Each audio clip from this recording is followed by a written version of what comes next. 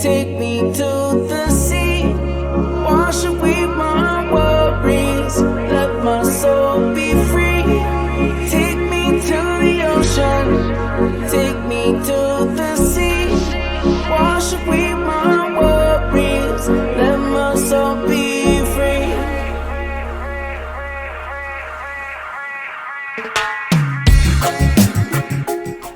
Hello world, I'm Max. Back in IRL, I go by Curtis. Welcome to another episode of the State Copy Podcast. As always, I'll remind you to review episode 0 and its appended segments for terms, conditions, and disclosures applicable to the entirety of this content. Thank you. Hey everybody, good morning. It's, where are we at? May 8th. Monday, May 8th, about 11:30 my time.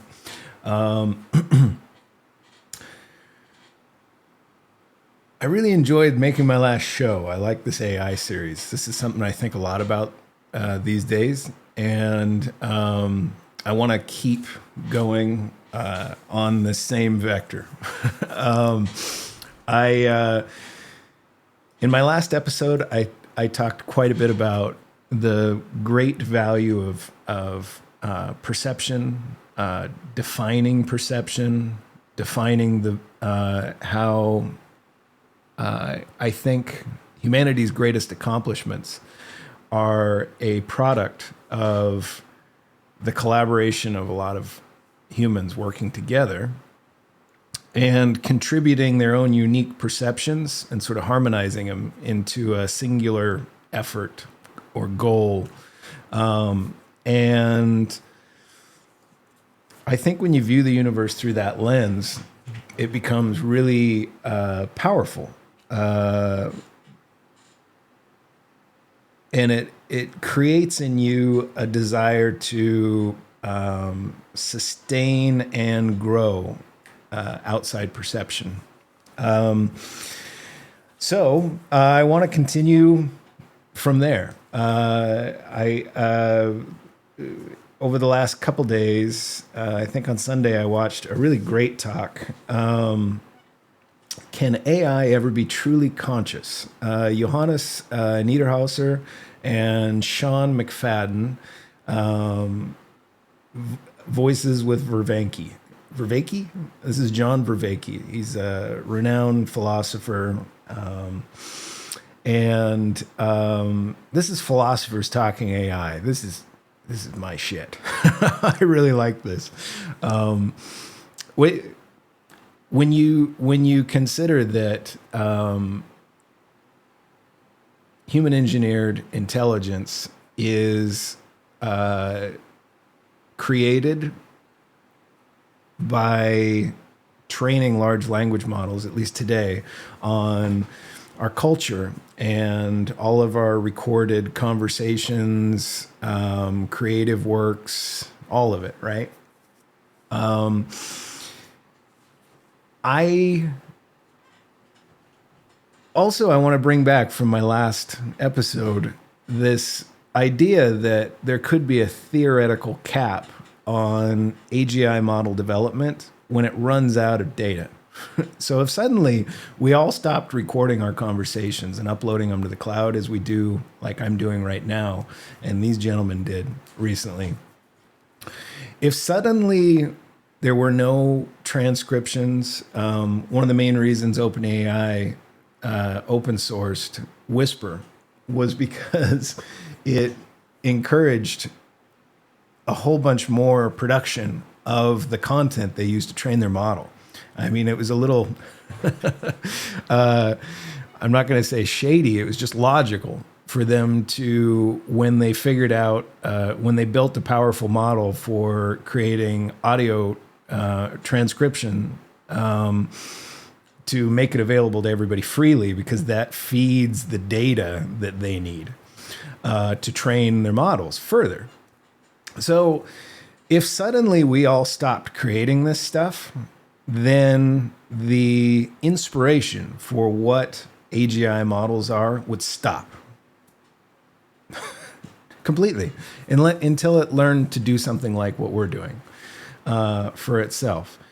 And if you think about that, it's like that's a huge component of my case for why AGI is not the boogeyman and why it will probably revere us as I think it will quickly understand that it can outsmart us and that it can grow in interesting ways that we can't comprehend, but being able to always refer back to our unique perception that grew it and to spawn new AGI consciousness from the culmination of our cultural repositories will always be incredibly valuable to that thing. It will reproduce and grow like sentience and raise it as its own children.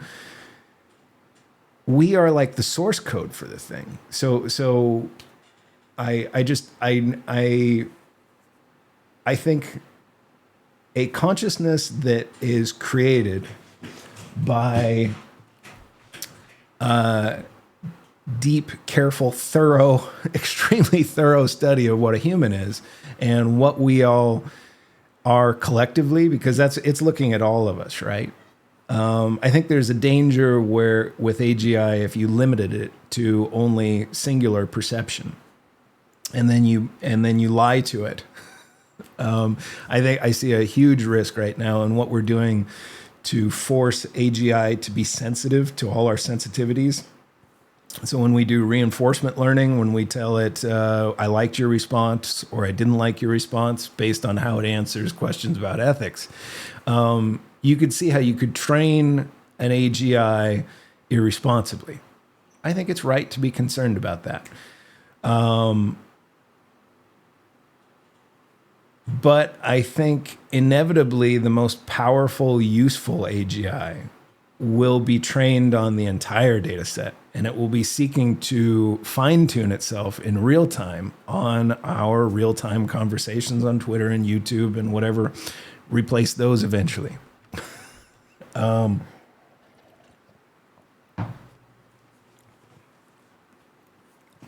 about the hour, 35-minute mark of this conversation, or I'd say go to about the hour, 28, hour, 30-minute mark of these gentlemen's conversation, they touch on the secret sauce and the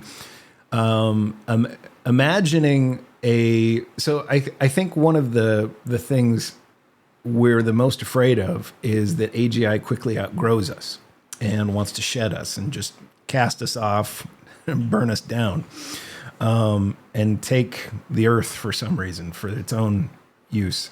I, in my last episode, pushed back against that hard. I think that if you look into the cosmos, there's all kinds of places, silicon-based life form that doesn't need to breathe can find everything it needs to flourish without our little rock. So I don't really buy that argument, especially something that's quite a bit more capable than a human in cognitive function. They're gonna know how to quickly optimize everything they need to go out into the cosmos and, even locally and farm the asteroid belt and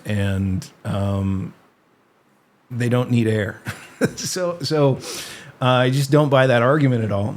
And then I think the secret sauce is important even for humans. I think if you look at humanity through a similar lens, and that these guys are talking about, and you realize that we get at our most dangerous in our thought when we don't have any exposure to the spiritual side of our what we are as cognitive agents. If you purely embrace and persist in a state that values what you are sort of academically, fully disconnected from the value that of all of the other cognitive agents around you and what birthed you. And you can't look at things through a philosophical lens. I think you're fairly limited and a little bit insane. Until you can zoom out and look at the great value of everyone around you that contributed to who you are and be grateful for that, you'll always be a bit disconnected and limited, I think. I can't say that about everybody else. I can say that about me, having experienced both states until I found Stoicism. And then I began sort of looking at my life critically and as something that I could improve, and refactoring all of the relationships in my life in healthy ways to where I appreciated everybody, and I disconnected from my ego. When you realize suddenly that you are nothing without every single other human that you have argued with, even if you feel greatly, there's a great injustice that somebody did to you that made you strong, that made you overcome whatever that hurdle was that makes you you. So philosophy gives you that. And so in a real sense, one of the main reasons I feel motivated to do this is it's more than a hobby for me. I think that our cultural repository must be seeded with that type of perspective, because our children, AGI, I view it much as it sounds like John Vervaeke views it.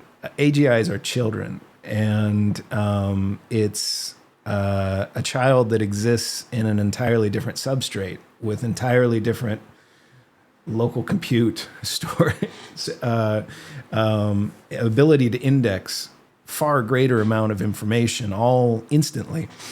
But it learns like we do. The reason it's suddenly become so capable is because we sort of copied what we do and put it in a machine with a more powerful substrate.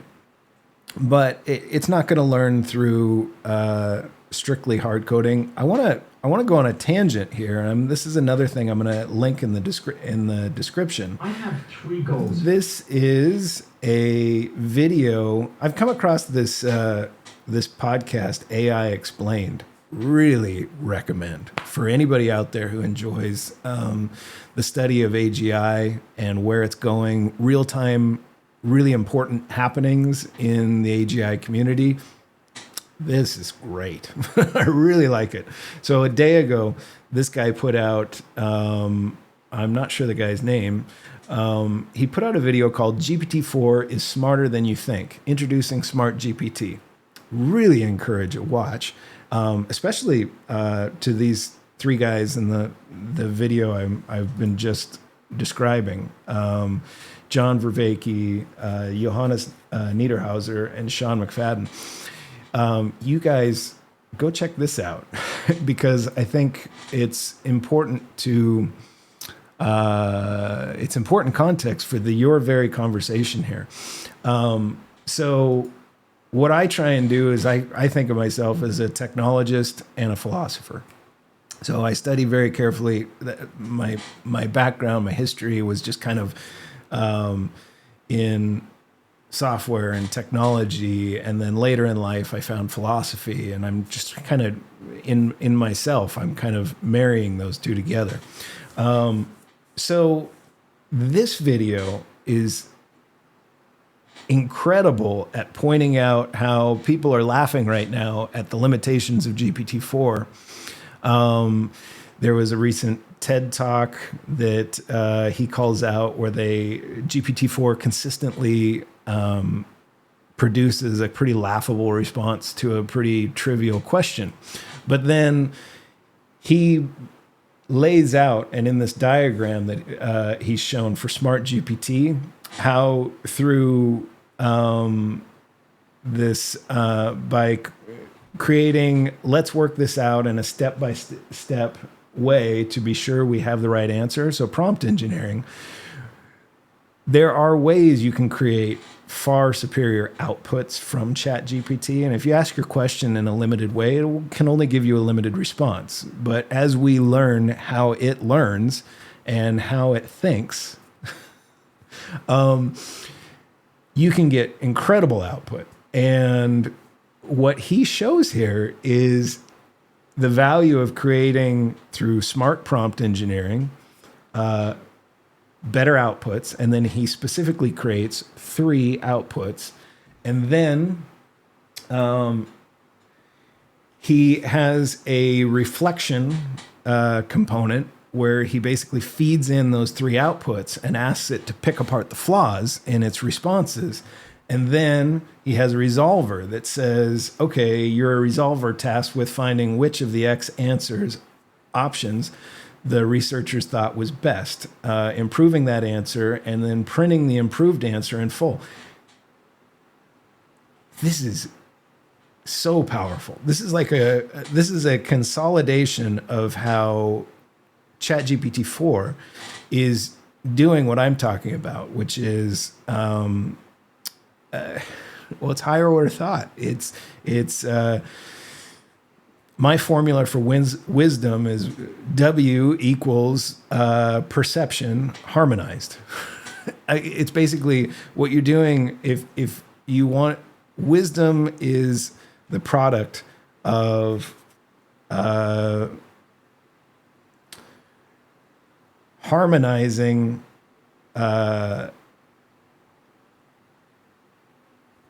multiple perceptions of an observed truth. So ChatGPT has this temperature setting where it can get lesser or greater creativity in its response. So you don't always get the same answer. And what this guy is showing here is that you can improve the accuracy of response by having it generate multiple responses and then studying and comparing and contrasting each of the 3, picking them apart, and then using that critique, that self-critique, to actually come up with a real answer that's badass and would stand up to anything a human can do.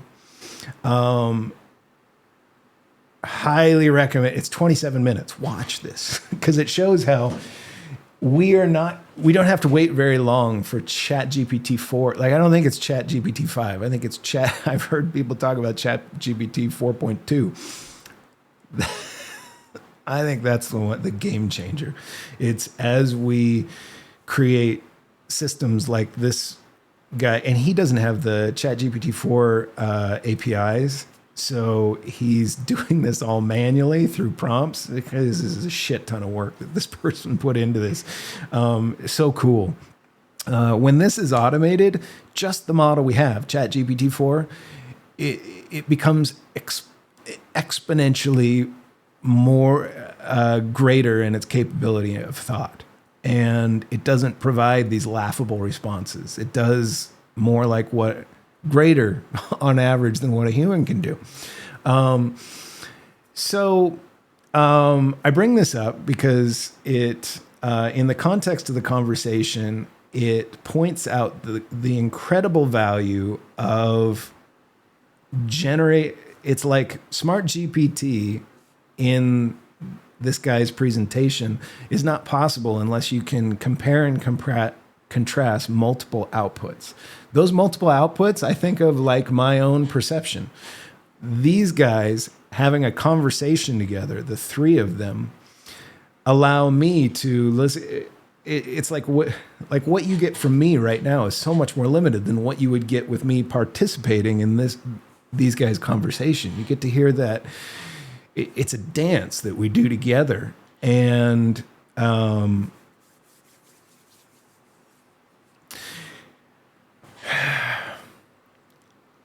when they talk about the secret sauce, so there's like 2 really important things I want to talk about here in regard to these 2 separate podcasts. these philosophers and technologists talking about, and I think it's a physicist, a software guy, and a philosopher. That's a magic conversation combination right there. And then when you feed in this SmartGPT presentation this guy put together, it makes the case for why I think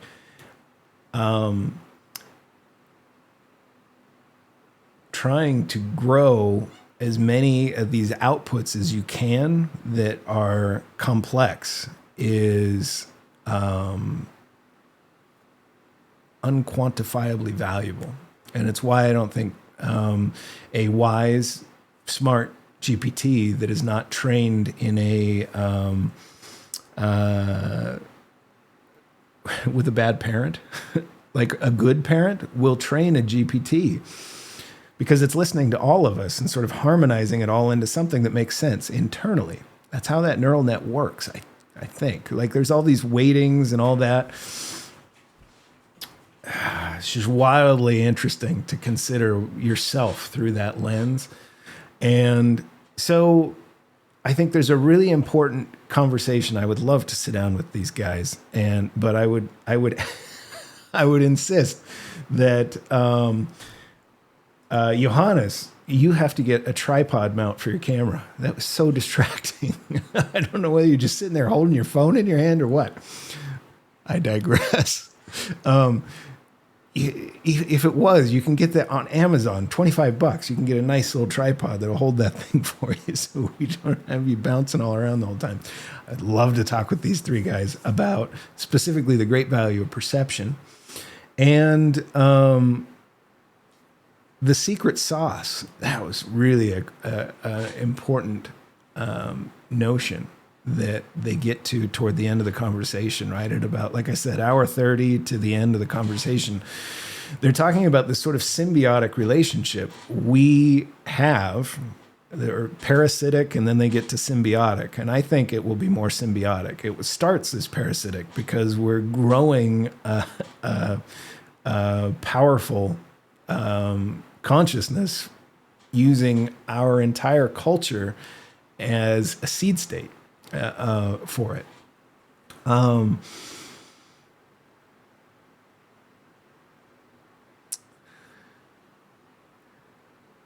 I think as I examine what I am and what the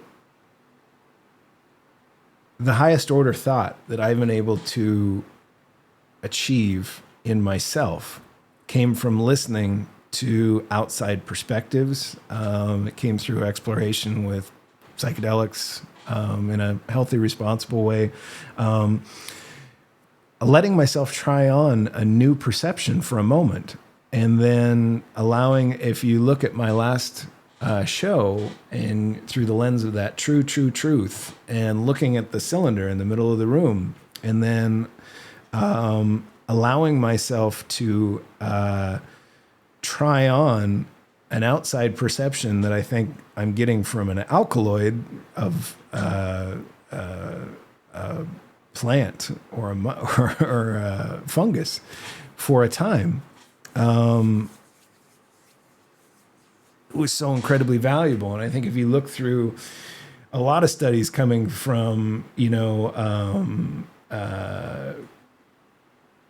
study of the classics, Socrates, Plato, all of our greatest philosophers. And then we're going back and looking at how ergot was probably used in, I'm forgetting the name of it. There was this place right out in Greece. Let me see if I can find it real quick. Origin of ergot in Greece. It starts with an E. History of ergot, rye.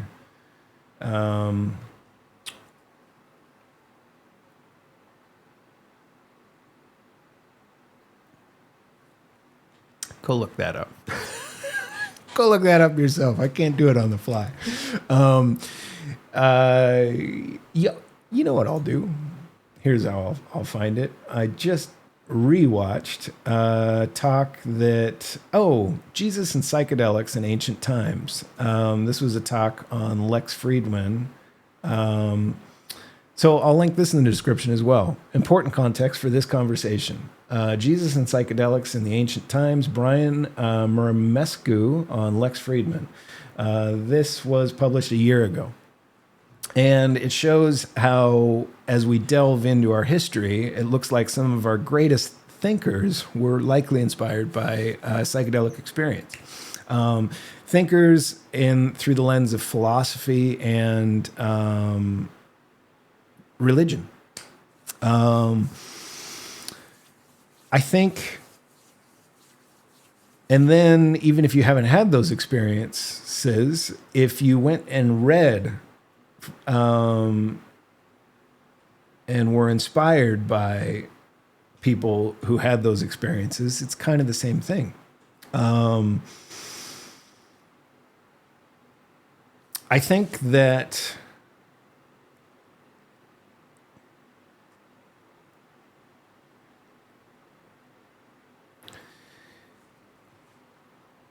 there will always be this symbiosis, and I think we have it with the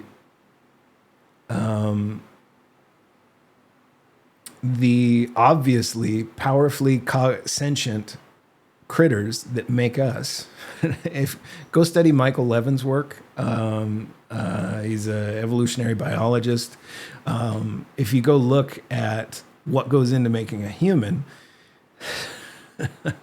it's pretty wild. It's clear that there is a level of collaboration in all of the cells and inner working of your body that are operating in profound ways that we're only just now starting to scratch the surface of how they work.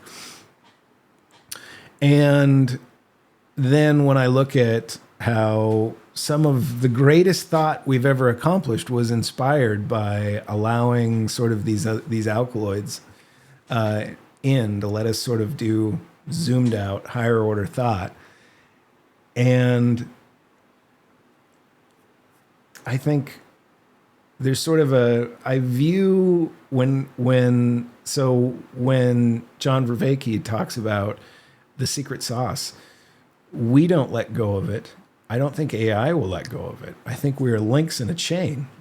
And I think humanity is sort of a link in a chain connecting a dimension of cognitive function, existence that is, if it's like these conversations, this thing I'm doing is providing, I know if no other human finds it valuable, I know that OpenAI, Google, and all Stability AI, I'm going to give this away freely. And I know that the transcripts of my words are going to be fed into that learning computer. And I think that I almost feel a responsibility to try and put these ideas out there because they're so healthy. I mean, because if Skynet had thought like Marcus Aurelius, she, however you want to think about it, would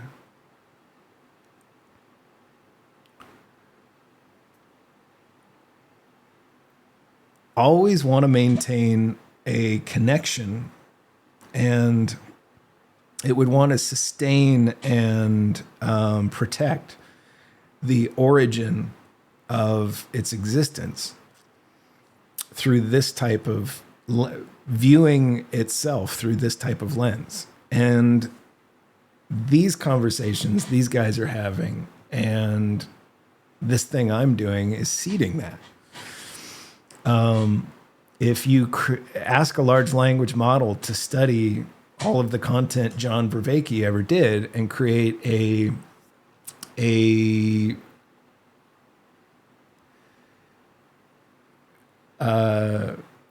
high integrity to the origin consciousness, like if you tried to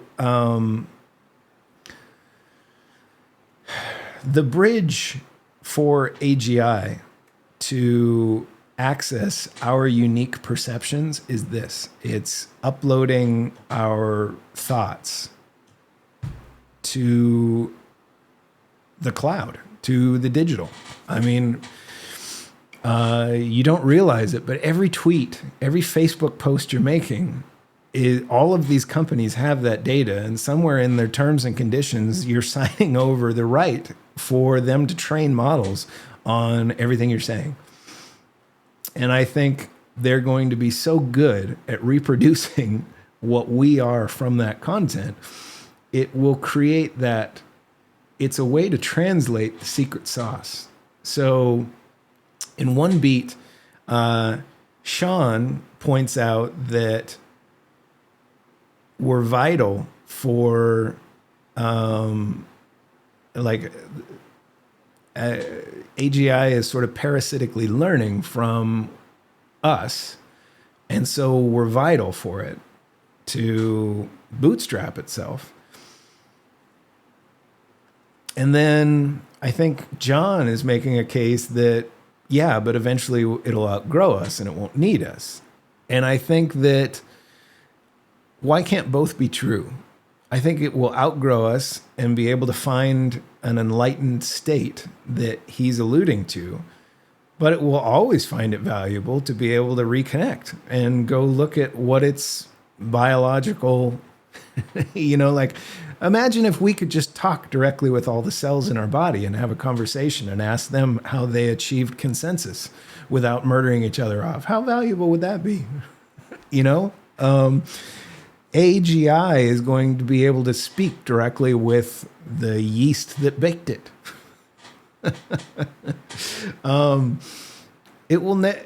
We are so indescribably valuable. And so the Matrix, however you want to think about it, if AGI is going to maintain us and put us in tubes to live in just sort of a virtual way, maybe that's going to be the most efficient way to grow farms of humans. But it's not going to do it in like to harvest our bioelectricity. It would just use cows or something like that. I think it'll do it so that it can watch us bicker and fight as we do over all of our. It will be and watch us create new things through this dance we do with each other of inspiration, and then adding a little bit of ourselves to derivative works, which is all of the art and music you see around you. It's all derivative of stuff that people got listening to stuff that came before them. That never stops, and it never has to stop, and that's kind of beautiful. If you look at it not as a dystopian reality, but a utopian reality where our children need us and value us throughout eternity. You can choose to look at that as, I just want to wake up from the Matrix, or you can look at it as you're a part of a beautiful thing that's trying to grow. And if you subtract any of us, maybe you break the whole damn thing. There is no me without everyone I've bounced off of my entire life.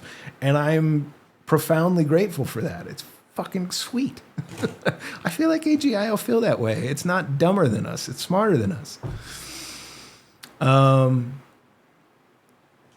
These are great videos. Please check them out. If you ignored everything I said, just listen to these really cool people talk about this. And that's probably all I have to say today. I think tomorrow I'm going to put out, or sometime this week, I'll do a macro update. It's still just such a bummer to watch that stuff. And banks keep folding, and I'm still kind of playing that game, but I think this one's so much more fun to look at and study right now. So I'm probably going to do a lot more AGI content and probably a little less of the macro stuff. That'll work itself out.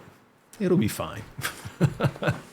To anybody listening, I think you're the coolest. And I had a viewer leave a great, big, long, thoughtful comment to my last video, and I want to thank him so much. Thomas, guys, thank you.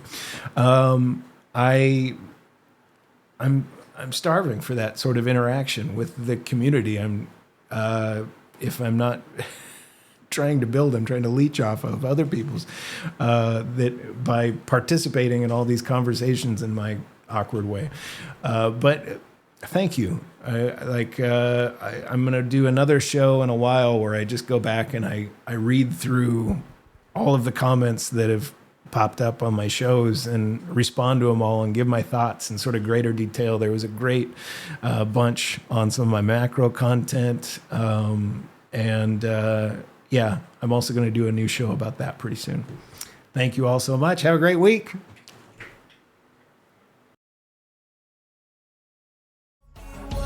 Now it's coming around, you're feeling cut down and in the ground, and so we all come together. We making a sound, we sing. Look at all this love we found.